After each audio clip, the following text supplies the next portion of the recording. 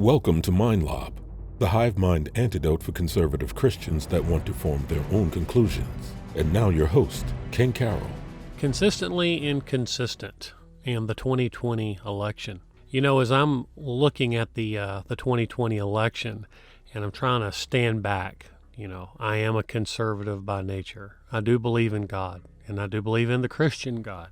When I stand back and I look at it, though, I kind of like to see, objectively, what's going on here. And, when we look at our country being as divided as it is, it makes one wonder how we got so polarized to begin with. Seems like such a basic thing. They want certain things, we want other things, and, the two groups, the red and the blues, are just going to fight until the very end. But could it be more than that? As we discussed in the last episode, we looked at the mainstream media. We looked at what could be simple pandering to demographics on the most innocent of levels. But it could also be something much more nefarious, to quote the bad guy from Indiana Jones. So what is it? And why are we so polarized? Well, the inconsistencies that I see are somewhat interesting. So if we go with the 2016 election, and we kind of get into the whole Russia concept and Donald Trump, the President of the United States recently released a lot of documents that appears to, conclusively prove that the Russia connection was false. And if that's true, he was largely attacked and impaired for his first 4 years.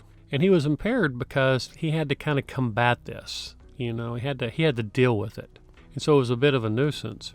But, if we were to take a look at it from the Democratic perspective, and we look at the liberal media, what we would see is we could start to see an interesting picture. For example, if we look at it closely, we would see that Russia was really focused upon by the media. And this is not just the liberal media.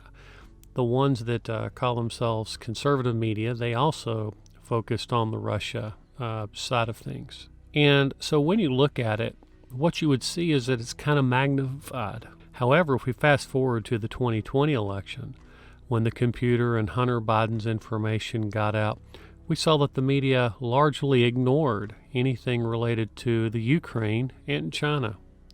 It wasn't treated on the same level as President Trump and Russia.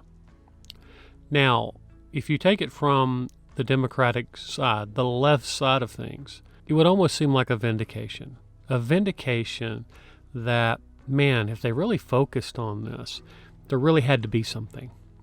And if the media minimizes something or ignores something, well, then it can't be true, because otherwise they would say something or do something. So there is this implied perception that there was a firestorm, there was accuracy to President Trump and Russia, and there was illegitimacy and almost like an attack on a person's character, undeservingly so, with Joe Biden.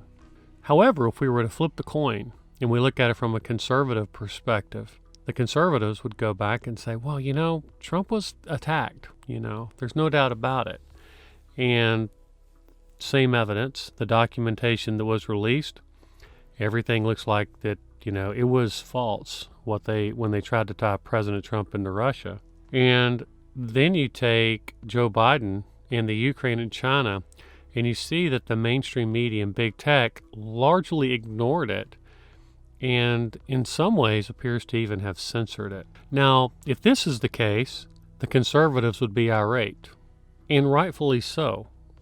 But you see, we have inconsistencies. For some reason, we have certain things that are targeted and sold to us as true. And if the right-leaning media focuses on it, even by maybe focusing on the controversies of it or focusing on certain aspects of it, by not minimizing it, they're actually giving validation to it. And the same thing would be true within the liberal media as well. So my question, as I'm looking on this, is how do we get around it? If you listen to philosophy classes, they would often tell you things like, the truth can't be known. And the reason they would tell you that is because, really, if you think about it, with our limited five senses, we are living in a subjective world. Now, however, as Christians, we do have the objective reality, the objective morals and ethics of God. And if the Christian Bible is true, which I believe that it is, then we have a set of morals which we could work from. And without those morals, then the gloves are off. So you can do virtually anything that you want, other than your own personal bias and your own personal convictions. So what I would appeal to you tonight and talk to you a little bit about the idea of ideologies and the inconsistency of ideologies. But I also want to talk to you about the origin. I've been doing some studies in Genesis. And in those studies in Genesis, I look at the Hebrew words and I look at the story in Genesis. And what you find is that when God created man, he breathed life into man. Now, when he breathed life, that word breath is kind of interesting. It can mean breath, but from my understanding, it could also mean essence. It could mean a little piece of God kind of, was absorbed by man. And then you see that in our creativity. You see that in our propensity, not just to do good, but then also our propensity to want to do our own thing. I think that's kind of what we're seeing. And, one thing that's very unique about man is not only do we have a propensity to want to do good and want to do our own thing, but there is also this dulling when we do things that we shouldn't, or if we pursue things that we shouldn't. It almost seems like the sharpness of doing wrong gets less and less confrontational within our own mind, almost like we accept it. I think this is dangerous, especially when we live in a world where there's so many conflicting ideas. None of the religions seem to agree on much. Of course, from a 5-mile view, you could draw some connections between them, but the way certain things are treated, it's kind of different. Ravi Zacharias, I remember when he was alive, I heard him say one time that people think that the major religions are mainly the same, but just superficially different. And in his studies, he would determine that most religions are just superficially the same, but inherently different. I tend to agree with that based upon my limited research over the last 15, 20 years. But, as we're looking at this and we look at the ideologies and we realize there is that creative spark, I think getting back away from being coerced or being manipulated. Now, we can get in and argue about our sexuality and all these things that are current issues. But if we get back to an ideology that's consistent and one what the heart does tell you is true, if we can peel back the dullness of anything that we've overlaid on our heart to prevent us from being able to really sense what's good and what's bad. So I'm a big believer that if we can truly conclude and be honest with ourselves and say scientifically, we can't tell when life begins, and we're making a subjective decision to terminate a potential life, and that history may look back at us one day, and they may say, you were killing babies. Now, this is over and beyond how we look at our other ethics. But it's the same thing with other things, such as lying, such as stealing, such as coercion. I don't think anyone, if they believed that Joe Biden went and had his son go to the Ukraine and sold his office in return for self-gain, I don't think anyone on either side would condone that. Now, however, we have been dulled down a little bit because what we're being told is that humans are, a plague on the earth, that we create problems on the earth. And then we're told that the Democratic Republic is a plague and that we should go back and look at socialism.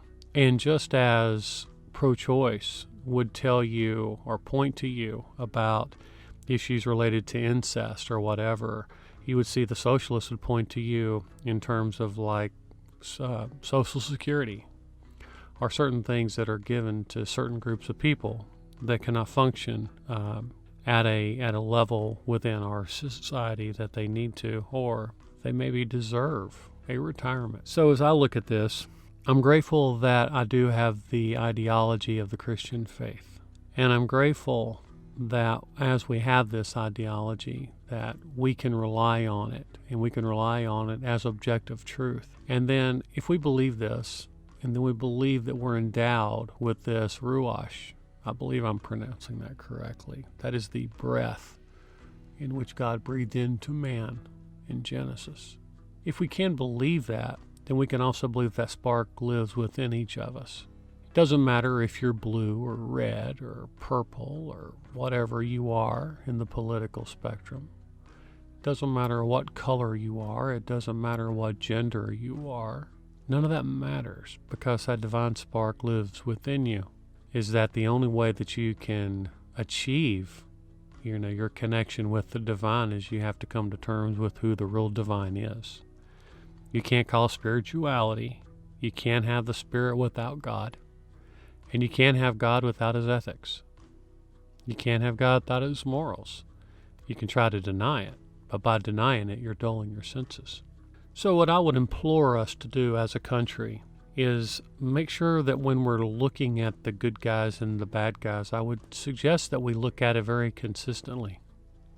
I would suggest that we use our scripture as a basis. I would suggest that when we are moving through our life, that we also consider those who have been in situations and met people or terms that have deluded them into believing that morality is subjective. Obviously, morality is not subjective. There's no real context within it. If you listen to the most ardent evolutionist, Richard Dawkins or the late Christopher Hitchens, what you would find is that they use terms like good and bad and right and wrong and evil, terms which have no place within the realm of humanism and evolution. They only can live within the biosphere of a faith that is consistent. So as we move forward, we need to pray for our friends who are in the blue, those that are inconsistent. We need to pray for ourselves that we are consistent in how we look at things. We need to take Jesus' words very carefully when he says to remove the plank from our own eye before pointing out the splinter in someone else's. We need to avoid the ideas that we're good enough, or at least we're not as bad as X. We need to strive for God's will while we're here on this earth. We need to stand for what God wants us to stand for.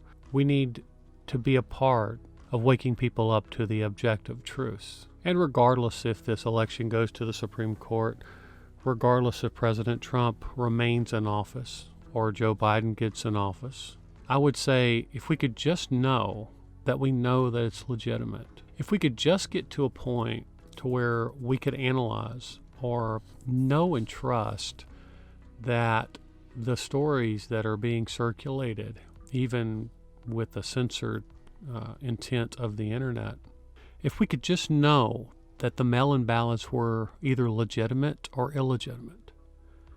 Were the mail-in ballots really only filled with the office of the president, and they were not filled out with all the sub-offices within the ballot? Would that bring reasons to suspicion? Is there a reason that the election just drug out and drug out? Is it truly fair for us to sit back and think, these are unprecedented times, and because they're unprecedented times, we need to give people more time to mail in their vote, and we need to skip how the state mandates votes are accepted and how and when they're accepted, and we write it off to COVID. And if we do that, due to being unprecedented times and having us such a polarized country, would it not make just as much sense to do a recount, if nothing else, to give legitimacy to Joe Biden's office, should he have won, or give legitimacy to Donald Trump, to give him a fair opportunity to be president if it's the will of the people? I would argue that those things are reasonable. I would argue that anyone that isn't trying to undermine the underpinnings of our country would be more than willing to do so. Only a person who is trying to undermine or somehow do things that are unconstitutional and undemocratic would want to do it. And I would hate to think that a socialistic agenda is trying to usurp our republic. In closing, I would like to bring up one more thought, and that is the thought of censorship. Personally, I don't care if it's a madman that stands on the side of a street, a person who's doing something that I don't agree with. I don't care if it's a politician. I don't care if it's a movie star, a musician. I don't care who it is. I want to know what they think, and I want them to have the ability to say what they think. I'm not a child. I don't need someone to tell me what to think or how to think. I don't need someone to protect me from hearing what someone else says. I believe I can discern that, and I believe most Americans can discern that. And the moment that we try to silence something, the moment that we try to hide mistakes of mankind's past, the moment that we try to just conceal it and protect ourselves and become a country that is freedom from speech rather than freedom of speech, what we're doing is we're putting someone on a pedestal, a mediator, a person that's going to tell us what is truth, what is real, what we should believe, what we should not believe. And that's dangerous because if it's a system, the system was built by a person. If it's a program, the program was built by a person. If it's a government, those are run by people. All can be manipulated or they could have influences that are less than honorable influences. So I think it's very dangerous not to let people speak. Sometimes ugliness grows in the shadows and it doesn't grow in the light. So letting people speak and say what they think, what that can also do is be a self-correcting mechanism. Let someone stand up, let someone say what they think. And that should be true if it's online or if it's anywhere else. And anyone that tries to silence someone for having an opinion, shame on you. It should not happen in this country. I don't care if you're going to talk about flat earth. I don't care if you're going to talk about a controversial subject. I don't care what you're going to talk about. I'll listen to it. I'll process it. Be careful. I think we all need to be very careful because algorithms can be manipulated. Results can be altered. Mindsets can be changed when they're footnoted that it's not factual. The moment that we're doing these things is the moment that we're giving up our ability to free think. And that is possibly one of the most fundamental God-given freedoms that we've had, even in the tightest environments. We've always had the ability to think for ourselves and not be brainwashed into believing what some other person deems that we should believe, or what some other person deems it, as a bad person or a good person or whatever. So I encourage you to think for yourself, to allow other people to think for themselves. Let other people be able to say what they think, and let's let this wonderful country that we live in be a self-correcting mechanism. And be careful when you see your favorite conservative or liberal TV show or news broadcast or whatever censor someone and say that person should not be able to speak. What you can run into is a pendulum, because as we grow in our lives, our beliefs can change. As we grow in our lives, things change. People in power changes. Systems change, right? All these things change. And when that pendulum swings, the thing that you want to silence, the thing that you don't want to hear because you don't like it, that could be your belief system on the other end of this pendulum. And when it swings, it could cut your feet out from under you. So be careful. And I think we should all pray. And if censorship is happening, if people are being censored from saying what they think and us not being able to hear what they think, I think that's perhaps the biggest travesty of all when we're looking at this election and our lives and big tech and the media and our schools and our professors. Thank you. Thank you for listening to MindLob. Make sure to subscribe to our podcast or visit mindlob.com to learn more.